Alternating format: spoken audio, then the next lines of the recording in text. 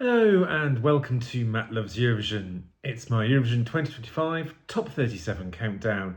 Place number 10, Luxembourg, Laura Thorn, La poupée monte le son. La poupée monte le son, la la la la la la, retiens bien la leçon, la la la la la. Please do click the subscribe button, ring that notification bell and like, share and comment below. Now we're finally into my top 10 and we kick off the top 10 with a country that returned to the contest after just over 30 years away last year. That of course is Luxembourg.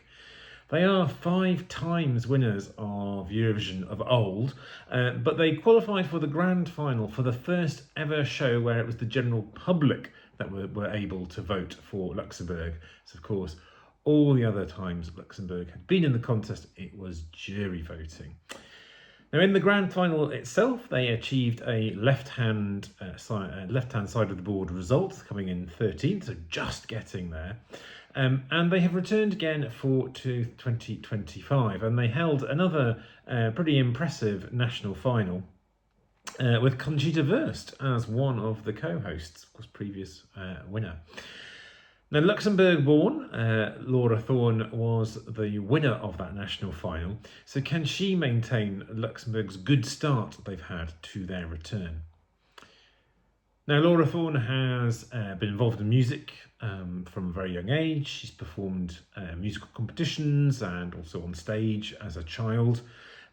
She carried on that musical theme as she grew up. She went on to study, I think, various musical subjects at master's level.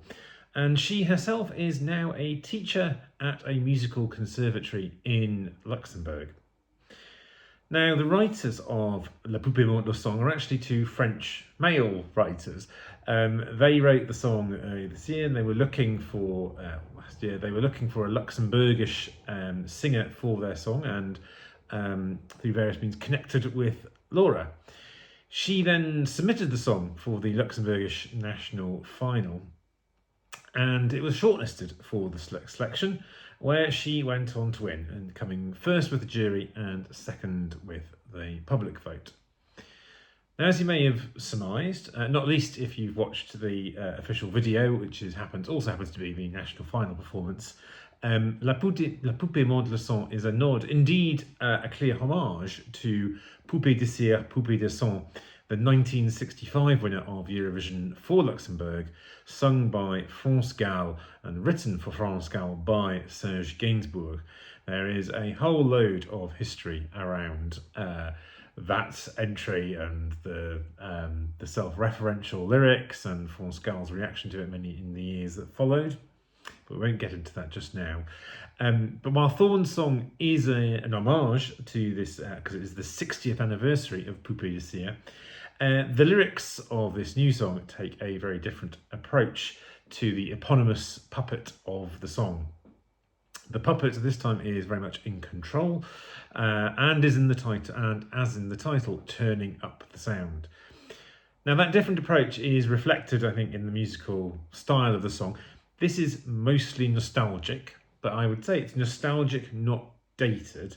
But it does have some modern elements or moments within it, particularly towards the latter part of the track. Now, I was a really big fan of this song in advance of the national final when the Luxembourg songs were released. I listened to it a lot in advance. Of course, when at that point of the year, you're not getting that many entries, so it was really good to kind of latch onto something that I really enjoyed so soon.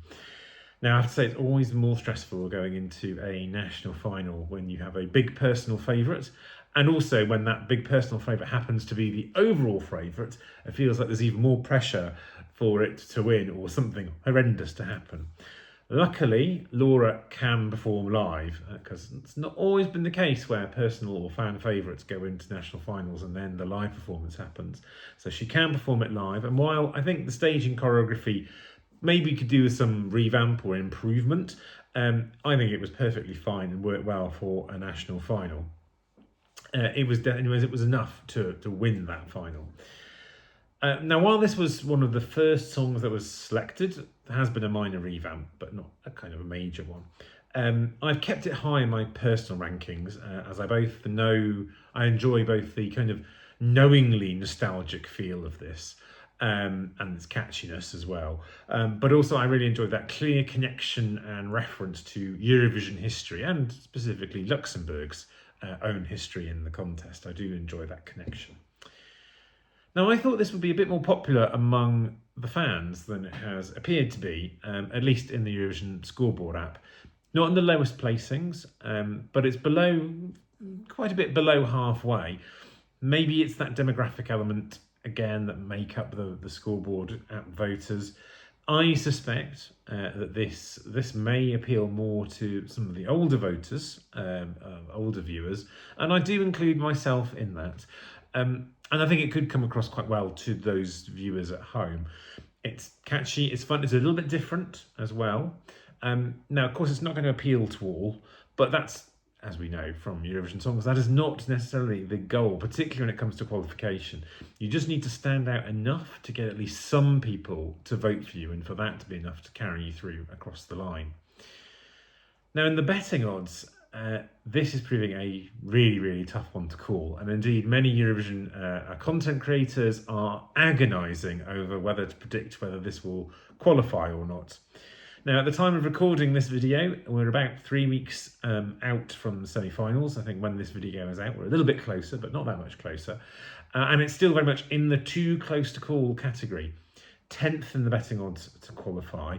And though there isn't very much distance to that 11th place, which would be the non-qualifier spot, Laura does have the benefit, though, of performing quite deep into the second semi-final, or the second half of the second semi-final, indeed. And of course, it is generally more advantageous to the later you come in the semi-finals in terms of people remembering you.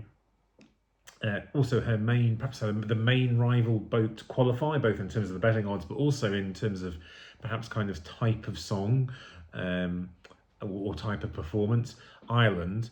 That is very early in the first half. Now, I do hope this qualifies, not necessarily at the expense of Ireland, I should say.